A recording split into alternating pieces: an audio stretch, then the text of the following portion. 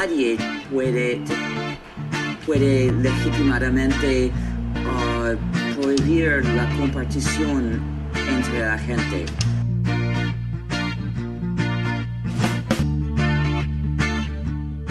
Cuando desarrolladores decían copiar o cambiar un programa es ser pirata. No es verdad. Ser pirata es atacar naves. Es muy, muy malo. Pero compartir programas o recetas con su prójimo es bueno.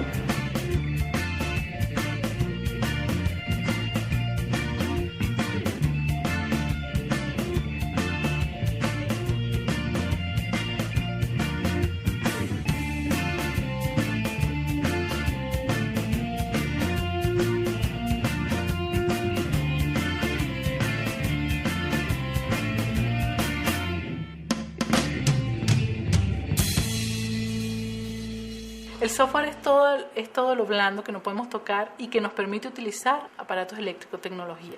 Una computadora sin software no sirve de nada. Un cajero electrónico sin software no sirve de nada. Un celular sin software no sirve de nada. El hardware en este caso es todo lo que ves acá. Todo lo físico, lo que se puede tocar, lo tangible, lo palpable. En este caso tenemos unidades, el procesador, unidad de disquete, disco duro, la tarjeta madre, como tal. Todo eso son los componentes de hardware del computador, monitor. Eso en conjunto forma lo que es el computador, ese equipo que me permite no solamente lo que su objetivo principal, que es automatizar procesos, hacer cálculos muy violentos, sino que ya tenemos aplicaciones que me permiten, por ejemplo, conectarme a internet, navegar, correr gráficos, jugar, aprender. Entonces ya tenemos, si se quiere, un dispositivo bien potente y útil para todas las actividades que podamos hacer en nuestra vida cotidiana.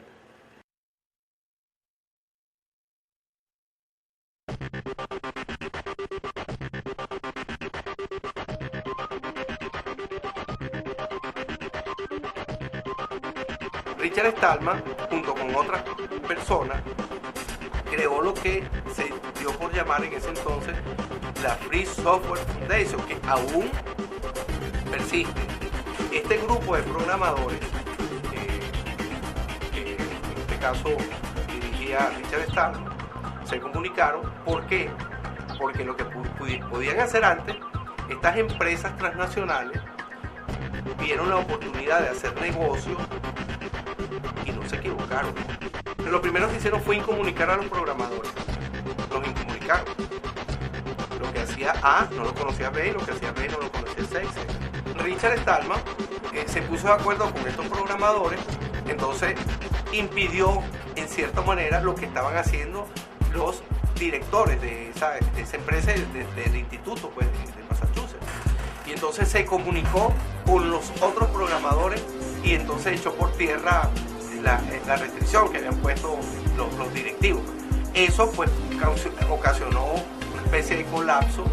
Tuvieron que salir ya no tuvieron más trabajo, tuvieron que irse, como dicen, a la calle, a hacer las cosas en las que ellos creían, pero de manera independiente. Entonces así es como surge la Free Software Foundation y el proyecto GNU Linux.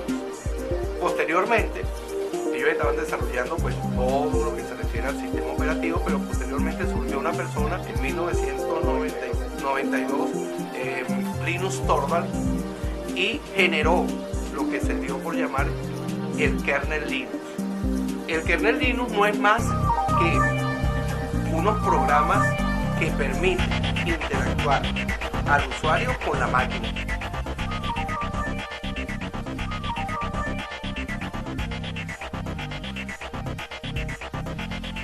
El software libre es todo ese software, todos esos sistemas que no solamente permiten usar cajeros electrónicos, computadoras, celulares, sino que además te permiten accesar al conocimiento que está detrás de ese sistema, accesar al código fuente, tener la posibilidad de manipular ese código fuente y tener la posibilidad de distribuir ese software a conveniencia. Todo sistema tiene algo que se llama código fuente. El código fuente es lo que el programador escribe y luego puede o no, según el sistema, ser compilado. Cuando es compilado, normalmente, cuando se trata de software propietario, se entrega un ejecutable. Entonces es el sistema, pero no puede ser visto lo que el programador escribió. Cuando uno quiere hablar de software libre, cuando uno quiere explicarle a una persona cómo es lo que es el software libre, uno trata de buscarle algún ejemplo concreto. Nosotros vemos, por ejemplo, que hay muchas cosas en la vida cotidiana que son libres y no pensamos en eso porque desde chiquito nos han enseñado que son libres. Por ejemplo, las arepas. A uno cuando uno es chamo, a uno le enseñan cómo hacer una arepa, le enseñan a uno qué se hace con esto, con harina de maíz, le echas agua, tal y qué sé yo. Si quieres una reina pepiada la haces así, si quieres una de, no sé, de carne mechada con queso amarillo la haces así, etcétera, etcétera, ¿ok? Imagínense más bien si fuera al revés, imagínense más bien si la receta para hacer una arepa la supieran nada más las areperas. Eso es lo que pasa en el mundo de la computación, en el mundo del software. En el mundo del software tenemos el problema de que quienes están haciendo los programas se han apropiado del conocimiento. Cuando hablamos de programas como Windows, como Word, como Excel, esos programas que nosotros utilizamos día a día. La forma como están hechos esos programas es una forma que se ha mantenido privada, que se ha mantenido secreta y que solamente las grandes empresas como Microsoft, Adobe, Sun, etcétera, etcétera, solamente ellos lo conocen. Y el conocimiento para hacer esos programas está detrás de unos muros. Pues. En los años 60, 70, cuando comenzó todo esto, cuando comenzó a desarrollarse software, era algo completamente que todo el mundo sabía cómo se hacían los programas, la gente se pasaba los códigos entre ellos. Los códigos es algo así como, cuando hablo de código, hablo así como, quiero decir los planos, ¿no? O sea, la receta. Las grandes transnacionales, empresas como Microsoft, etcétera, mantienen el código fuente de esos programas detrás de una hardware, ¿ok? Y ha sido una tendencia que no existe solamente en el software, existe en el conocimiento en general. Esto lo descubrí yo, este conocimiento es mío y yo no lo comparto con nadie a menos que tú me pagues. Y si tú me pagas, te lo puedes quedar tú nada más y tú tampoco le puedes dar ese conocimiento a más nadie. Todo ese conocimiento, cuando se trata de software libre, está precisamente de acceso público, de acceso libre, y que el código fuente es libre y que existe libertad absoluta para distribuir, modificar, usar y mejorar el código. De alguna manera es buscar la expresión de la libertad de la persona a través del uso de la tecnología, de software en particular. Cuando se habla de software propietario, se está resaltando el carácter comercial del software y en contrapartida el software libre es como no comercial. Pero el software libre no es software gratis. Lo que significa software libre es que precisamente da la libertad de conocer el código fuente, de distribuirlo, de modificarlo y de usarlo. A eso se refiere cuando hablamos de software libre. Entonces, la diferencia del software privativo es, que te impone serias restricciones en el uso y en la forma en que se desarrolla y se gestiona la tecnología. Esas restricciones, pues, impiden que las personas compartan libremente el software. Nosotros ya sabemos que todo el software privativo, propietario, se maneja con licencias. Sabemos que si lo compramos, aunque hayamos pagado la licencia, no podemos compartirlo con otra persona.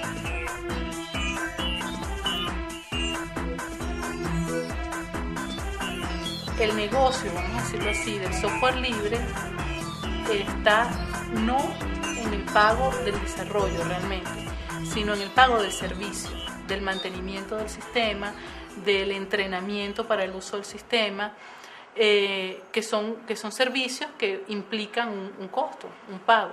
Claro, esa mentalidad de que yo no voy a hacer nada de gratis y otros se van a aprovechar de mi trabajo, es una mentalidad sembrada por las mismas empresas que se quieren aprovechar de este mercado. Entonces el negocio es un cambio, como lo hablábamos, un cambio de paradigma.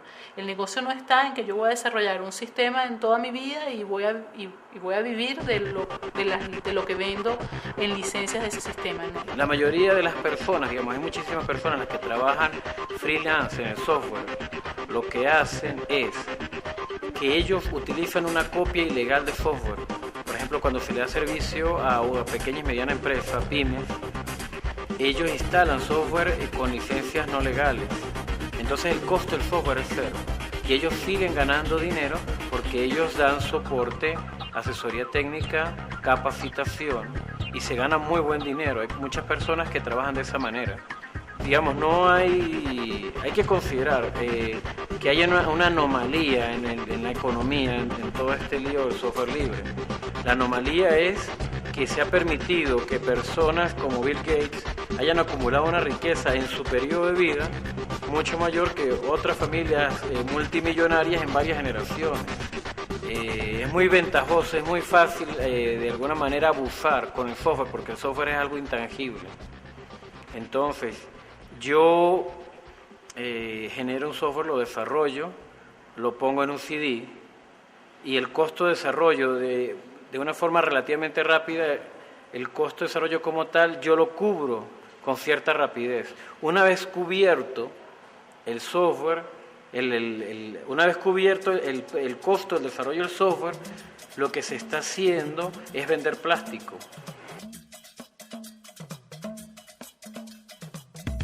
O sea, cuando hablamos de software desarrollado en otras partes del mundo, hablamos de Windows. Entonces, bueno, eso es una palabra en otro idioma. No tiene nada que ver con nuestra cultura, con nuestro idioma, ¿no? Windows es un software que viene más que todo a solventar los problemas del público estadounidense, del público europeo, que es, digamos, el mercado que más compra ese tipo de productos, ¿ok? En Venezuela y en muchos otros países del mundo, no solamente Venezuela, en la mayoría de los países del mundo que no estamos tan desarrollados entre comillas, como lo puede estar los Estados Unidos, esas pruebas no se hacen, de tal forma que tenemos un software que ni está adaptado para nosotros, ni está adaptado para nuestra población, ni está adaptado para nuestras realidades. Entonces todo tiene implicaciones culturales. En el año 2003 yo asistí al primer Congreso Latinoamericano y del Caribe de uso y desarrollo de software libre en el Cusco, Perú. Ahí se dictó una carta que se llama la Carta del Cusco, donde la UNESCO se compromete a generar y apoyar el desarrollo y uso de software libre a nivel mundial. Y de ahí salió un grupo de desarrolladores el cual está comprometido a desarrollar, valga la redundancia, sistemas operativos en los idiomas indígenas de cada país, de cada región. Yo tomé la parte de Venezuela tras una investigación que se hizo con el gobierno venezolano y con unas universidades zulianas. Llegamos a la conclusión, por el estudio, que el 64% de la población indígena venezolana alfabetizada está en idioma guayú, ¿okay? Debido a la tecnología, cuando se introduce en estas etnias, se van perdiendo los valores epistemológicos y los valores culturales, que es muy importante de estas etnias.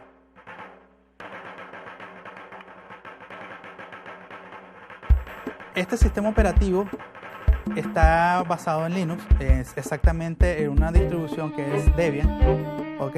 Es el sistema base, tomando esto, la traducción de este idioma, el entorno gráfico y el OpenOffice. El OpenOffice hace las veces del Microsoft Office, por nombrar uno de ellos, ¿ok?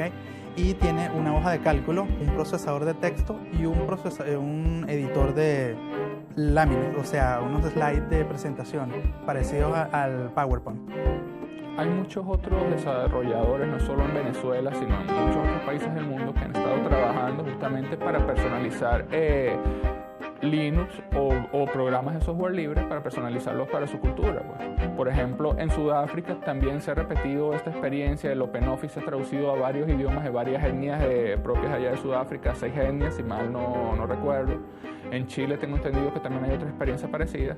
Y la realidad es que nosotros aquí en toda Latinoamérica tenemos muchas grandes cantidades de cultura que tenemos que preservar, que tenemos que luchar para que se mantengan, y no lo vamos a lograr si simplemente tenemos lo que nos traen las transnacionales extranjeras. Tenemos que ponernos nosotros a trabajar para nosotros mismos, hacer nuestras propias aplicaciones libres que funcionen no solamente para nosotros, sino para todas las culturas que hay en nuestros propios países. ¿Okay? Eso es algo que creemos que es bastante importante, bastante primordial. En el transcurso de los 100 años próximos, el 60% de los idiomas a nivel mundial van a desaparecer. Es tanto así que los más afectados van a ser los países africanos y los países latinoamericanos, ya que tienen dentro de su geografía una diversidad de idiomas, ¿okay?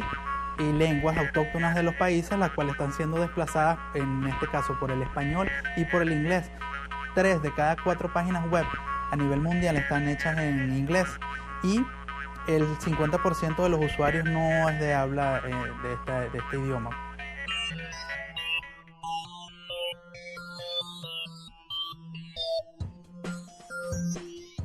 te puedo asegurar que en todas las aplicaciones propietarias tenemos una versión, por decirlo así, libre, totalmente libre, que no tenemos que, se apegan a las 4 libertades sin atentar con los derechos de autores, con el copyright que tienen los sistemas operativos propietarios, los cuales nos limitan al uso de esta sistemas operativos porque estamos violando sus derechos de autores. El software libre tiene una licencia que es la GPL, licencia pública general, ¿ok? Y se llama copyleft, le han llamado copyleft para darle la parte contraria al copyright.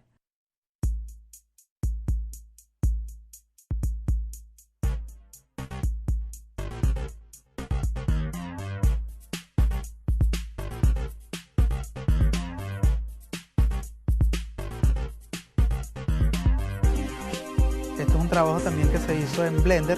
Blender es un editor de 3D, por supuesto libre.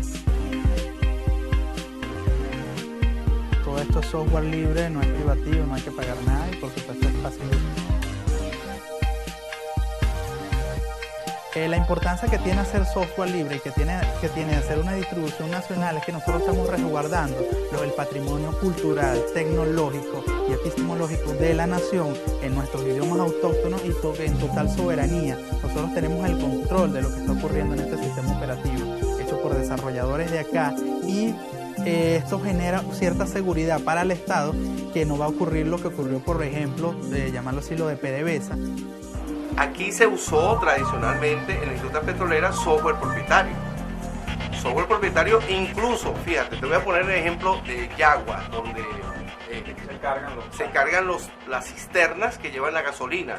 ¿Te recuerdas todo ese lío que hubo aquí por la cuestión de la gasolina, etcétera? Bueno, resulta que esta gente que promovió el paro manipulaba el software desde su casa, porque ellos tenían el control del software por lo que nosotros llamamos puertas traseras.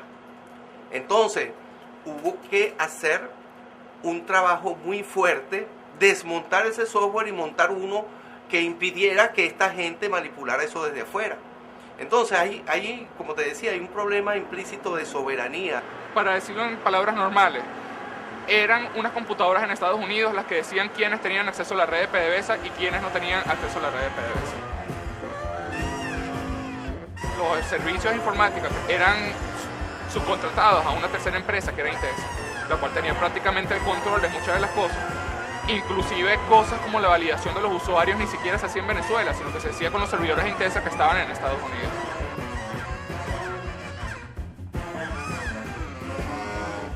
Desde mi punto de vista, el decreto 390 surge del paro petrolero. PDVSA, el que es la fuente principal de ingreso de Venezuela, se dio cuenta que necesitaba una base más firme.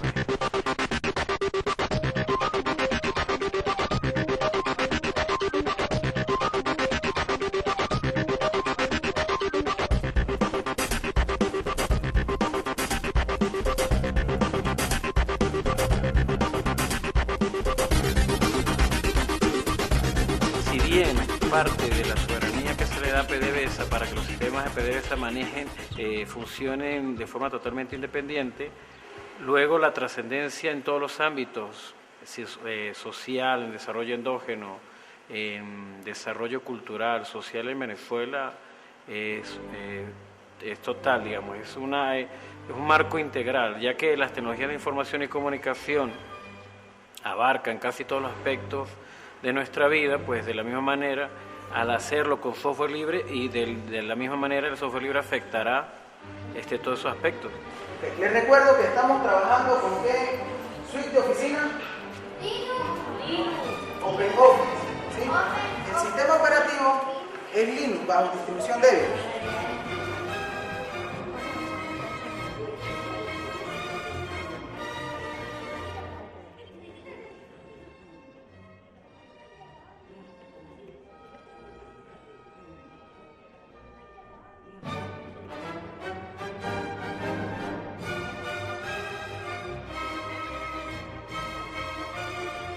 La idea es poder pensar que el niño esté en contacto con todo lo que está detrás de los sistemas, detrás del software, detrás de la tecnología, desde muy temprana edad, y pensar en cómo serán nuestros profesionales del futuro, que obviamente van a ser profesionales superiores.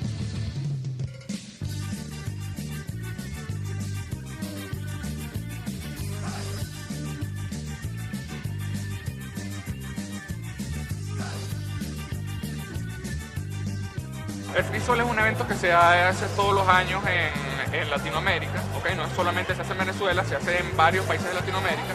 De hecho, el FreeSol significa Festival Latinoamericano de Instalación de Software Libre. ¿Okay?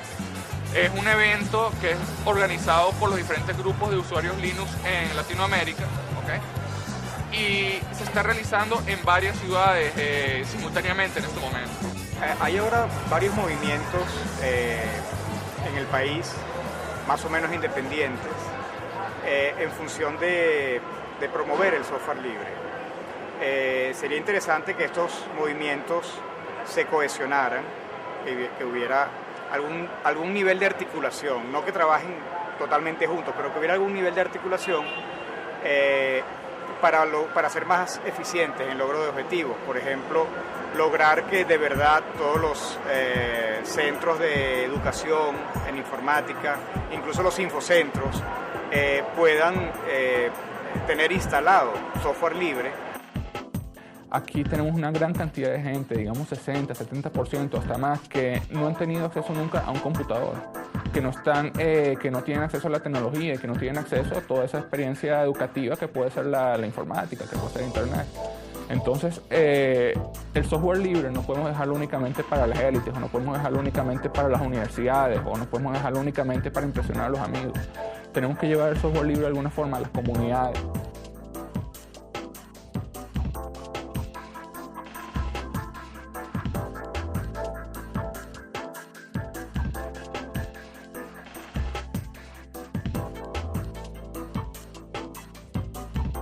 La web, que es lo que nosotros realmente le llamamos internet, pero realmente es la web, cuando navegamos, es un lugar mucho más rico, más agradable, de mayor interés para cualquier usuario, gracias a que hay aplicaciones de software libre.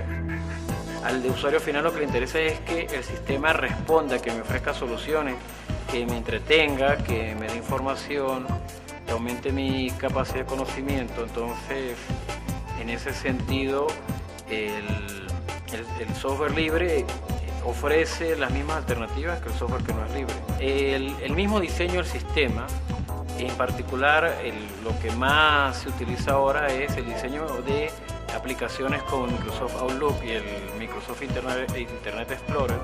Esas aplicaciones tienen componentes que aceptan que software, digamos, con solamente yo estar navegando en una página web, hay software que puede entrar en mi máquina, instalarse y ejecutarse y hacer todas las modificaciones que quieran al sistema.